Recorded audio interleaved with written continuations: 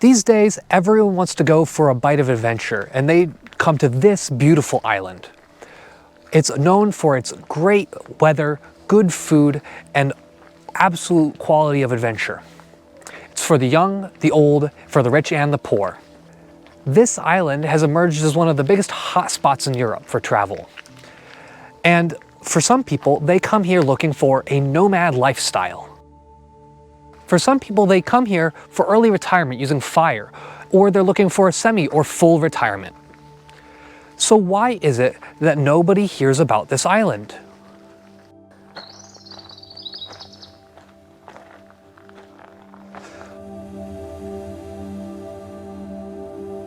Bom dia. Have you ever dreamed of traveling the world, of moving abroad, but you don't know how to do it?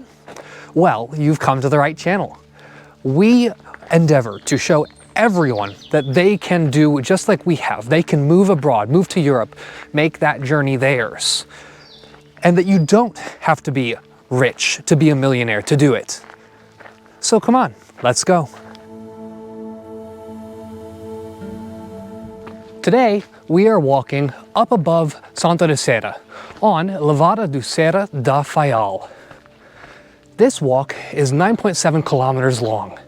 It's actually one of the first walks we walked on the island, way back 2.5 years ago. But let me introduce myself. I'm Wolf. I'm from the United States, but now I live in Europe and travel the world. Years ago, I learned how to do stock trading and options investing. And I learned finance in school, but I've set it all aside to come and travel and live in Europe. Actually, my dad finally reached the point in his life where he was ready to retire. And with that, he decided that going to Europe was his dream.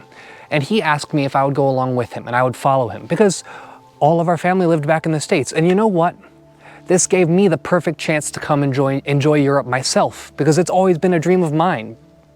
So now I'm here and I'd like to show everyone else what they can enjoy if they come to this beautiful island of Madeira. Madeira Island is 35 miles long by about 14 miles wide. Has a little bit over 250,000 inhabitants, of which about 130,000 live in the main city of Funchal. The weather is great. It's never too hot and doesn't get cold. It's perfect if you want out of the cold winters in Chicago or the horrid heat of the deep south, Memphis area.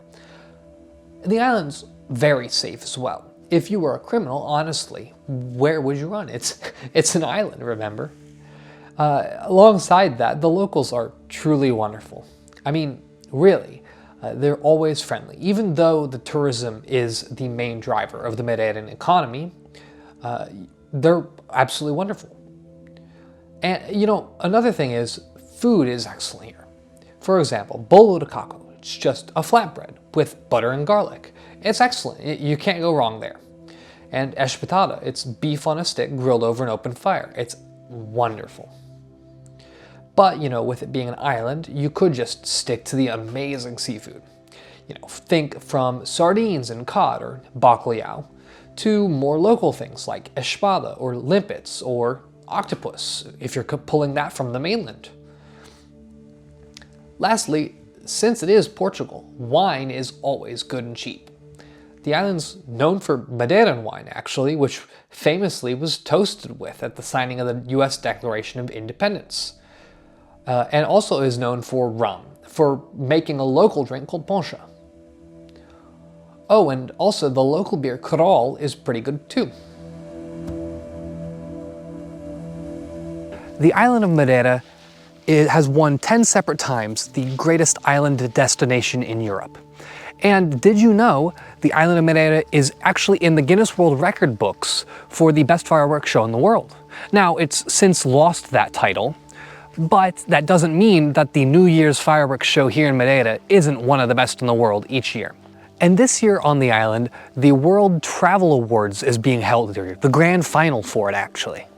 If you haven't come here, you probably should. And I'd recommend you make it longer than a 4-day trip, unless you wanted to pre-plan another trip to begin with.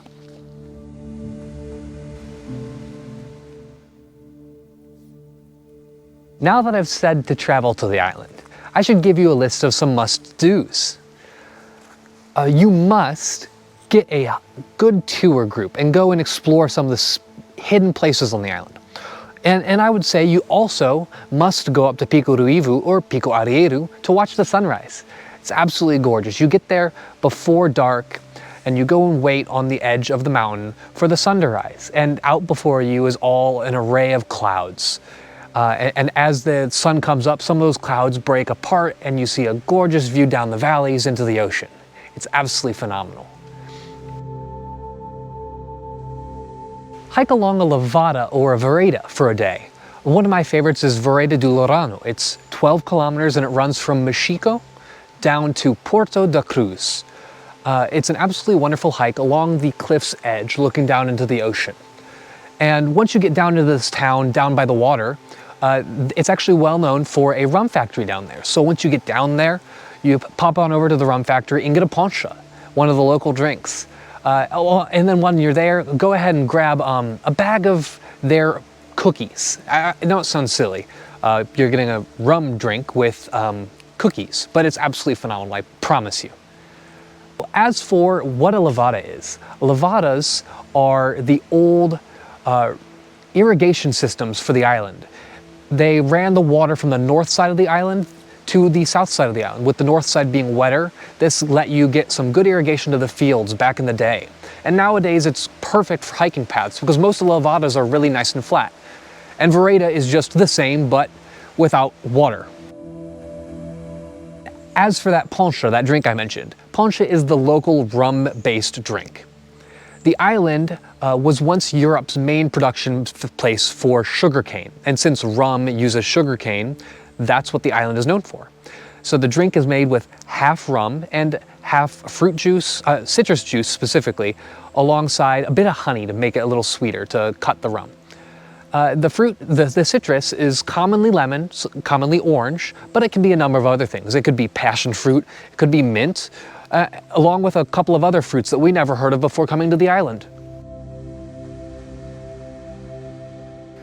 Many of you are looking for the place to settle down, a place to move to, someplace new. And you're on your journey to move abroad. We get it. I was 20 when we moved here to Madeira, but my dad was 66. He had waited a whole lifetime to finally take the steps to move abroad and chase that dream. So we've decided to gather up our experiences and share everything that we've learned in this grand process with all of you. So we have our Moving Abroad program on our website, it'llbefunretirement.com. Head over to our website to pre-sign up for the program. We'll give you a discount when the program goes live. The program takes you through choosing your dream destination or destinations, from running the numbers, to understanding the visas, to figuring out what to do with all your junk treasures before you move. Alongside that, we go over pets, children, and everything that you could possibly be worried about before making that massive step. There are plenty of tourist sites to visit, so plan on seeing a few, such as Cabo Girau, one of the highest sea cliffs in Europe, with a glass-floored skywalk. Take a visit out to Santana. It's famous for its traditional A-frame houses, and when you're out there, go ahead and head out to the hotel on the cliffside. We always head there for excellent lunch and for the absolutely fantastic views. Honestly, we at one point wanted to live there, we liked it so much. There's also Camar de Lobos. It's a picturesque fishing village. There, the restaurants are great. It's hard to make a poor choice, honestly. And if you don't know what to do, just go and order a poncha at any one of the bars there. They're always excellent, and maybe get a meter poncha, as so long as you bring some friends. Trust me, one person does not need six poncha on their own. And whether you're much of a swimmer or not, an afternoon out in Porto Muniz, where there's natural swimming pools, is wonderful. There are volcanic rock pools filled with clear seawater. It's absolutely gorgeous out on the northwest side of the island. We also recommend, as always, to go and hike Ponte São Lourenço. It's a very popular place, and it's a good one to put on the list, so long as you're coming out of season, because it gets very popular. The southeast point of this island is a very arid outcropping with a stunning peninsula and dramatic cliffs and ocean views. Now, if you don't know, we not only love all the hikes, but the plant material and gardens are seriously important for us since, you know, my mom is a horticulturist. So here's just a few must-sees. If you're in Funchal, go and take the teleférico or the cable car up to the Botanical Garden and visit Jardim Tropical Mont Palace. They feature views over the city of Funchal and its harbor, with exotic plants from all around the world, lakes, sculptures, and oriental gardens. If you go up to the Sunday market in Santa de Serra, plan to stop at Palhairo Gardens or Blendy Gardens. This is just located just down the road there. And this whole town is up in the hills east of Funchal, known for camellias, centenary trees, and manicured landscapes. We actually just passed through Santa de Serra on the way coming to this walk. We went to the Sunday market on the way up. It's a lovely place to go. With any trip to Madeira, take a trip down to Santa Catarina Park. Situated in Funchal, the park offers panoramic views of the city and harbor, along with lovely plant material, and it makes an excellent stopping point for part of a trip in the day down into the main city center. Alongside that, go and stop by the Jardim Municipal de Funchal at some point. Located in the center of Funchal as well, it showcases a variety of Madeiran flora.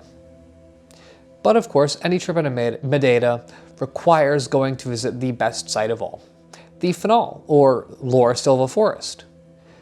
This is a UNESCO World Heritage Site with trees hundreds of years old. You'll stand at the top of the island and look down through the clouds to the oceans below. Some days the clouds are above you, some days the clouds are right where you're standing, and some days they're below you. Some days there's no clouds at all. Either way, the beautiful view down the valleys of the mountain and over the ocean from an ancient forest on top of a mountain are absolutely wonderful. And if you made it this far, what's stopping you from making a trip like we did, going on your own grand adventure? It'll be fun. Our programs, Patreons, and affiliates are how we support this channel. Links are located in the description of our videos, as well as on our website and Patreon. We'd like to take a moment to thank all of our Patreon supporters. Your financial support is truly appreciated, allowing us to create new content. We hope you continue to come along with us on our new adventure. Please like, subscribe, and hit the notification bell to help us grow. The next stage in your life is a journey.